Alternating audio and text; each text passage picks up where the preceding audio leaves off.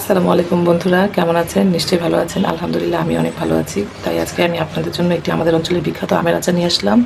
আমাদের অঞ্চলে এই আমের আচারটির নাম বলা হয় মাওরার আচার। এখানে আমি 1 কেজি আম কেটে হলুদ লবণ দিয়ে মেখে নিয়েছি। 2 ঘন্টা যাবত মেখে রেখেছিলাম। এতে করে টক ভাব চলে যাবে আর আমটাও খুব সফট হয়ে থাকবে। শুকনো খোলায় তেলে কয়েকটা মরিচ নিয়েছি, আমরা ঝাল কম খাই তাই অল্প কটা নিয়েছি। আপনারা ঝাল বেশি খেলে আর একটু বেশি বাড়িয়ে নিতে পারেন। এখানে নিয়েছি বিট লবণ 1/2 চামচ। এখানে নিয়েছি 5 ফোড়ন গুঁড়ো করব। এখানে নিয়েছি হলুদ গুঁড়া, মরিচ গুঁড়া, ধনিয়া গুঁড়া, লবণ পরিমাণ মতন।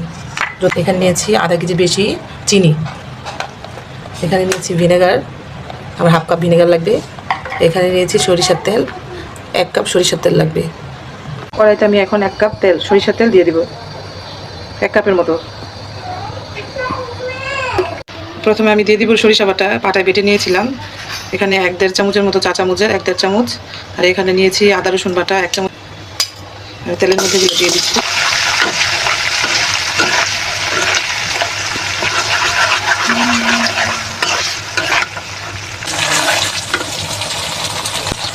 এখন আমি দিয়ে দিব মরিচের গুঁড়া। তো এখন আমি একটু পানি দিয়ে দিব, পানি অ্যাড করবো কষানোর জন্য।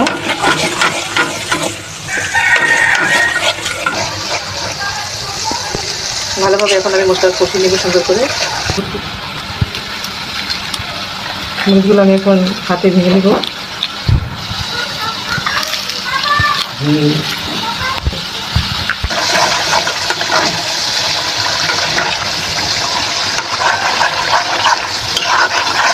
আমার মশলাটা কষানো হয়ে গেছে, এখন আমি আম দিয়ে দিব, কাটা আমগুলি। আমার বাসায় রোদে দেওয়ার ব্যবস্থা নাই তাই আমি এভাবেই রেখেছি কেটে লবণ দিয়ে। আপনারা চাইলে আপনাদের যাদের বাসায় রোদে দেওয়ার ব্যবস্থা আছে তারা রোদে দিয়ে নিতে পারেন 2-3 ঘন্টার জন্য। আমাদের অঞ্চলে এই আচারটি অনেক বিখ্যাত আচার, সব ঘরে ঘরে আমের দিনে, আমের সিজনে এই আচারটা করে থাকে। কড়াইতে আম দেওয়ার পরে আমি এখন চিনি দিয়ে দিব। চিনিটা এই অবস্থায় দিলে সুন্দরভাবে আমের গায়ে লাগবে, প্রথম অবস্থায় দিলে আমের ভিতরে ঢুকবে। এই আচারটা টক ঝাল মিষ্টি হবে, মিষ্টির পরিমাণ একটু বেশি হবে। আমাদের অঞ্চলে এই আচারটার নাম মাওরার আচার, সেটা তো প্রথমেই বললাম। আপনাদের অঞ্চলে কে কী নামে ডাকে বলবেন। টক ঝাল মিষ্টি হবে আমের আচারটি। এখন আমি বিট লবণটা দিয়ে দেবো। আর দিয়ে দিব 1 চামচের মতো 5 ফোড়নের গুঁড়া। শুকনো খোলায় তেলে 5 ফোড়নটা গুঁড়ো করে নিয়েছি। ফোড়ন গুঁড়োটা আমি রেখে দিব, নামানোর আগে এটা দিব। মরিচ গুঁড়া আর 5 ফোড়নের গুঁড়াটা নামানোর আগে আমি দিয়ে দিব আচারের মধ্যে।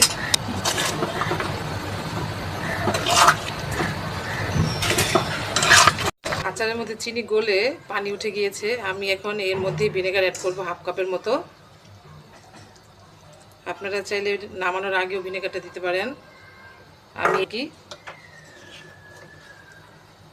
এখন আমি আস্তে আস্তে জাল করে আমটাকে সুন্দরভাবে সিদ্ধ করে নেব। আবারও চলে আসলাম এই আচারটির কাছে। আচারটা এখনও চুলায় বসানো, মোটামুটি 1-1.5 ঘন্টা হয়ে গেছে জাল করছি, কিন্তু এখনও হয়নি। আরও এটা হতে আরও সময় লাগবে, আর একটু আঠা হবে। আর আমি এই মশলাটি, এই আচারটির মধ্যে আর 2-3টা মশলা অ্যাড করব, সেটা আপনাদের সাথে শেয়ার করব।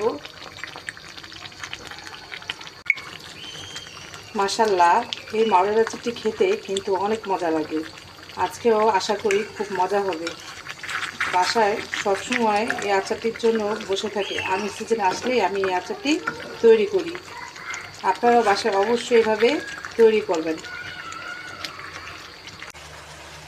শেষে আমি এখন আবার বাকি মশলাগুলো অ্যাড করে দিলাম। আমি তেলে নিয়েছিলাম।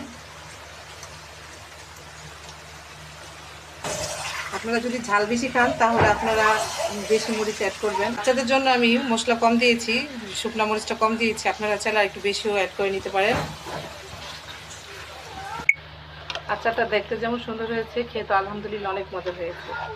আর আপনারা চাইলে আচারটি রুমের স্বাভাবিক তাপমাত্রায় সংরক্ষণ করতে পারবেন প্রায় 10 দিনের মতো, কারণ এই আচারটিতে দেওয়া হয়েছে চিনি, সরিষার তেল আর প্রিজারভেটিভ হিসেবে ব্যবহার করেছে ভিনেগার। তৈরি হয়ে গেল আমার এই অসাধারণ মাওরার আচারটি। এই রেসিপিটি ভালো লাগলে অবশ্যই আমার চ্যানেলটিকে সাবস্ক্রাইব করবেন এবং ভিডিওটিকে লাইক দিবেন। এই আচারের রেসিপিটি আপনি আপনার বন্ধু বান্ধব ও আত্মীয় স্বজনদের সাথে শেয়ার করবেন আর আমাদের জন্য দোয়া করবেন। আল্লাহ হাফেজ।